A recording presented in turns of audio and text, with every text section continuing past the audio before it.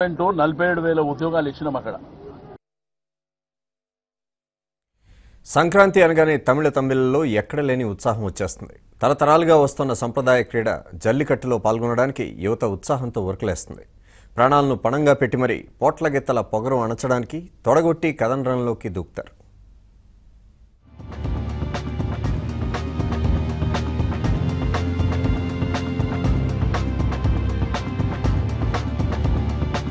మన దగ్గర సంక్రాంతి అంటే కత్తి కట్టి బరిలో దిగే కోడి పందాలు, బండిలాగే ఎద్దుల పోటీలు కనిపిస్తాయి.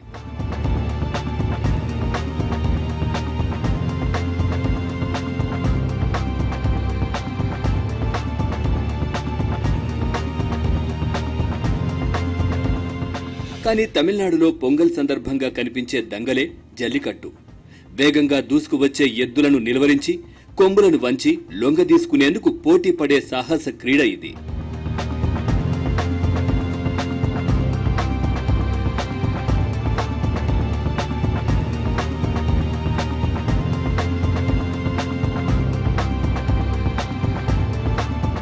అచ్చోసిన ఆంబోతులు, పొగరెక్కిన పోట్లగిత్తలను వంచడానికి యువత పోటీ పడతారు.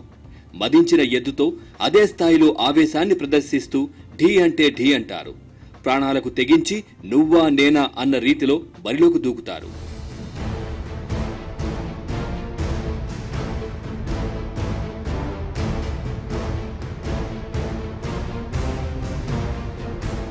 స్పెయిన్లో బుల్ఫైట్తో పోలిక లేకున్నా ఇంచుమించు అదే స్థాయిలో ఒళ్లు జలధరించే రీతిలో మానవుడికి మృగానికి మధ్య జరిగే పోటీ ఇది.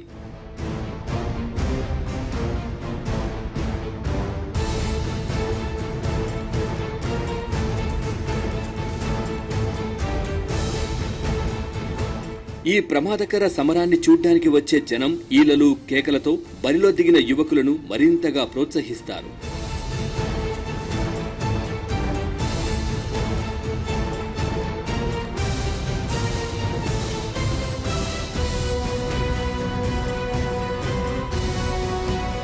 సంక్రాంతి మర్నాడు నుంచి 3 రోజుల పాటు తమిళనాడులో అనాదిగా ఈ క్రీడను నిర్వహిస్తున్నారు. పూర్వకాలంలో ఎద్దు కొమ్ములు వంచిన వాడిని వివాహమాడడానికి యువతులు ముందుకు వచ్చేవారు. అందుకే అప్పట్లో జీవితాన్ని పణంగా పెట్టి మరీ ఎద్దును దారిలోకి తేవడానికి యువకులు పెద్ద సాహసమే చేసేవారు. చారిత్రక ఆధారాల ప్రకారం తమిళనాడులో 5,000 సంవత్సరాలుగా జల్లికట్టును నిర్వహిస్తున్నారు.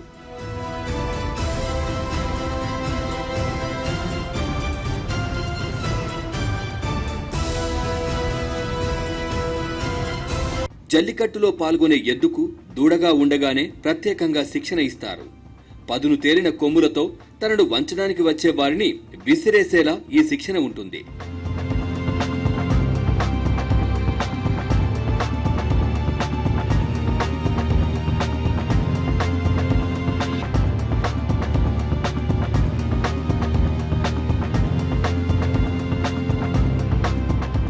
జల్లికట్టు అనే పదం సరళికాసు అన్న పదం నుంచి వచ్చింది.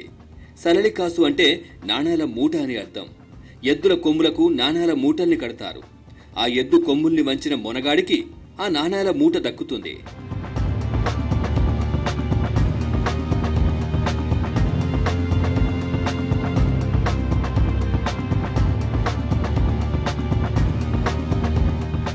ఈ క్రీడలో పాల్గొన్న ఎద్దులు జల్లికాట్ అనే జాతికి చెందినవి.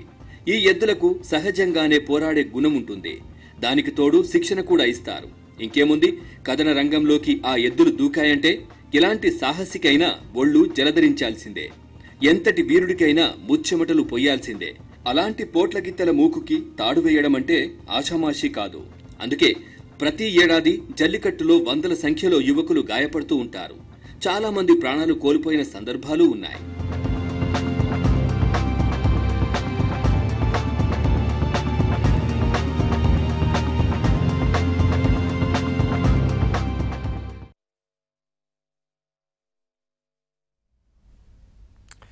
తమిళనాడులోనే కాదు, ఆంధ్రప్రదేశ్లోని చిత్తూరు జిల్లాలో కూడా జల్లికట్టు నిర్వహించడం ఆనవాయితీగా వస్తోంది. ఎన్ని ఆంక్షలు ఉన్నా ఔత్సాహికులు లెక్క చేయడం లేదు. పొగరుబోతు గిత్తల మెడలు వంచేందుకు బరిలోకి దిగుతున్నారు.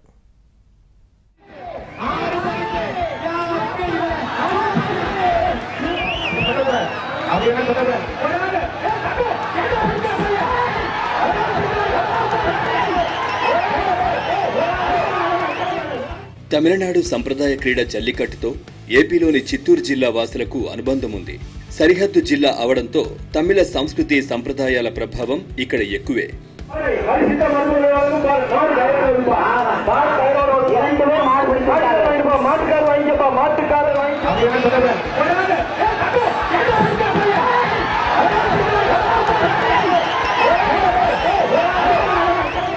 ప్రమాదకరమైన క్రీడే అయినా చిత్తూరు జిల్లా వాసులు ఏమాత్రం వెనక్కి తగ్గడం లేదు.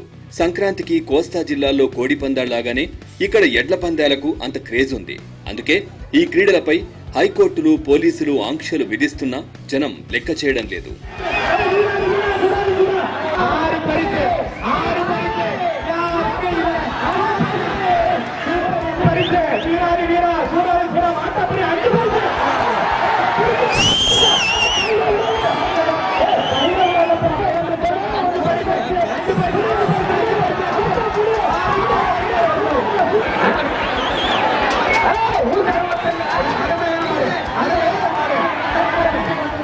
ఈ ఎడ్ల పరుగు పందాలు కూడా ఒక్కో ప్రాంతంలో ఒక్కోలా జరుగుతుంటాయి. కొన్ని చోట్ల ఎద్దులు, ఆవులను కలిపి గుంపులుగా వదిలి పరిగెత్తిస్తే మరికొన్ని చోట్ల ఒక్క ఎద్దునే వదులుతారు.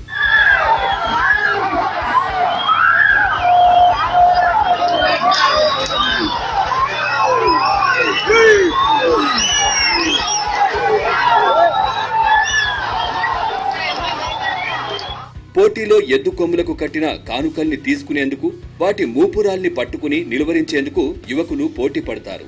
ఎద్దును అడ్డగించేందుకు జనం గుంపులుగా అడ్డంగా నిల్చుంటారు.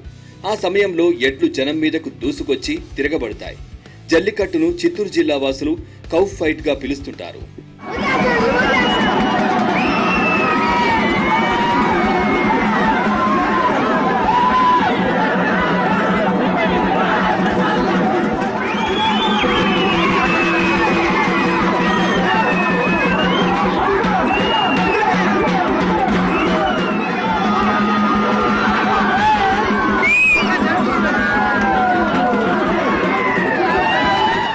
జల్లికట్టు జరిగే గ్రామాల్లో సందడి అంతా ఇంతా కాదు. వేల మంది క్రీడల్లో పాల్గొంటే అనేక మంది వీధుల్లో నిలబడి మిద్దెలెక్కి తిలకిస్తుంటారు. గెలుపొందిన వారికి భారీగా నగదు బహుమతులుంటాయి. ఇదే కాకుండా బంగారు, వెండి వస్తువుల రూపాల్లోనూ గిఫ్టులిస్తుంటారు.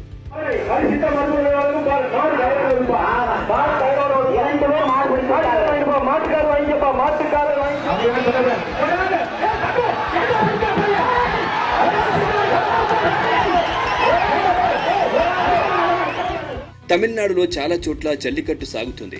ఇక చిత్తూరు జిల్లాలో అయితే చంద్రగిరి మండలం రంగంపేట గ్రామం జల్లికట్టుకు ప్రసిద్ధి. ఎంతమంది పోలీసులు మోహరించినా గ్రామంలో వేడుకను జరిపి తీరుతారు. అంతేకాదు కాస్త భిన్నంగా గ్రామంలోని అన్ని పశువుల్ని చక్కగా అలంకరించి పూజలు చేసి వీధుల్లో వదులుతారు. వాటి కొమ్ములకు రంగులు పూసి పూలతో అలంకరించి బహుమతులు కడతారు. వాటి నుంచి బహుమతులు అందుకునేందుకు అంతా పోటీ పడతారు.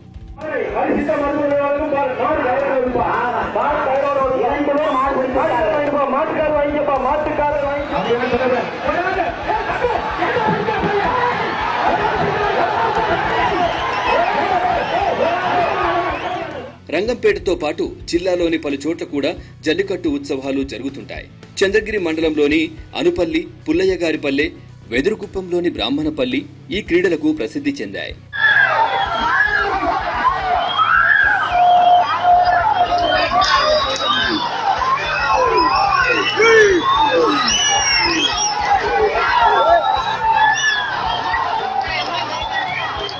కోడి పందాల్లోనైతే ప్రజల ప్రాణాలకు ఎలాంటి హాని ఉండదు. కానీ జల్లికట్టులో ప్రాణాలు పోయిన సందర్భాలున్నాయి. వాడిగా ఉండే ఎడ్ల కొమ్ములు తగిలి లేదా వాటి కాళ్ల కింద పడి జనం గాయపడుతుంటారు. అయినా జిల్లా వాసులు అవేం పట్టించుకోవడం లేదు. ఏటికేడాది తమిళ సంప్రదాయ క్రీడను కొనసాగిస్తూనే ఉన్నారు.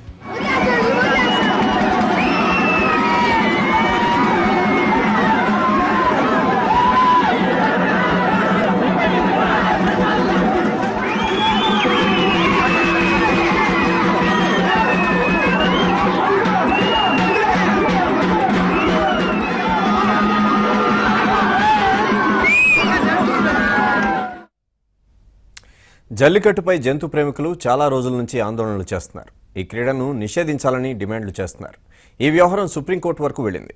అయితే తరతరాలుగా వస్తున్న సంప్రదాయ క్రీడను కొనసాగించేందుకు తమిళనాడు మొత్తం ఒకటైంది. తమ పంతం నెగ్గించుకుంది.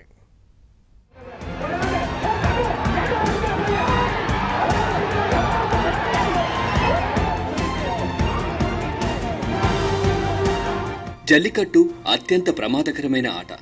సంప్రదాయం ముసుగులో జంతువుల్ని హింసించే ఆట. మూగజీవాలే కాదు, మనుషుల ప్రాణాలతో చెలగాటమాడే ఆట ఇది.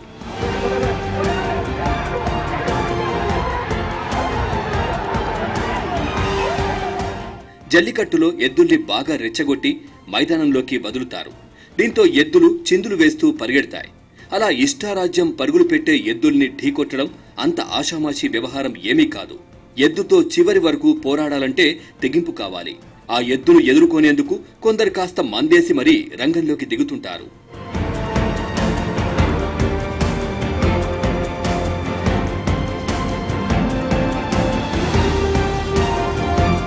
ఒక్కోసారి ఎద్దు బీభత్సంగా మారి ప్రేక్షకుల గ్యాలరీలోకి దూసుకెళ్తుంటుంది.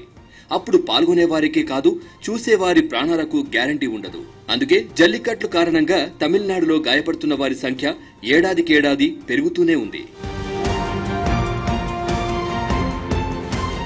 ఒకప్పుడు ఈ ఎద్దులకి బాగా శిక్షణనిచ్చి రెచ్చగొట్టి వదిలేవారు. ఇటీవల కాలంలో వాటికి మద్యం, కళ్ళు, ఇతర మత్తు పదార్థాలు ఇస్తున్నట్లు ఆరోపణలు వెల్లువెత్తాయి.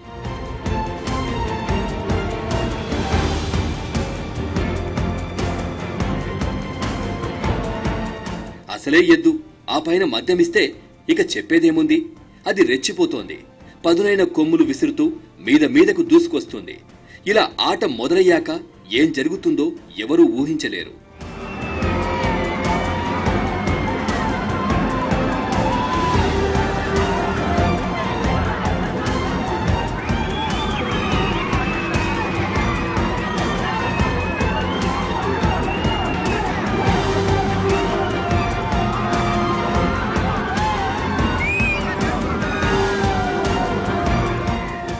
మూగజీవాలను హింసించే ఈ క్రీడపై నిషేధం విధించాలంటూ గత కొంతకాలంగా జంతు ప్రేమికులు ఆందోళనలకు దిగుతున్నారు. ఈ వ్యవహారంపై పెటా సుప్రీంకోర్టును సైతం ఆశ్రయించింది. అయితే ఈ వ్యవహారంలో తమిళనాడు మొత్తం ముక్త కంఠంతో ఒక్కటైంది. సామాన్యుల నుంచి ప్రముఖుల వరకు మెరీనా బీచ్ వేదికగా పెద్ద ఉద్యమమే నడిపారు. తరతరాలుగా వస్తున్న సంప్రదాయాన్ని కొనసాగిస్తామంటూ తేల్చి చెప్పారు. చివరకు తమ పంతం నెగ్గించుకున్నారు.